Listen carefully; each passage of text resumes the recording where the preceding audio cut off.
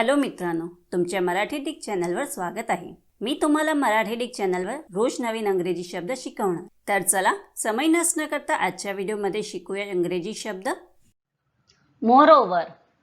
मोरओव्हरचा मराठीत अर्थ याशिवाय, आणखी म्हणजे किंवा भरीला होत आहे। मोरओव्हरला आपण वाक्यात प्रयोग करून बघूया। पहिला वाक्य आहे, It was moreover a waste of time. दूसरा वाक्य आहे, The rent is reasonable and moreover the location is perfect. तीसरा वाक्य आहे, The whole report is badly written. Moreover, it's inaccurate. चौथा वाक्य आहे, Moreover, the problem of antibiotic resistance is global.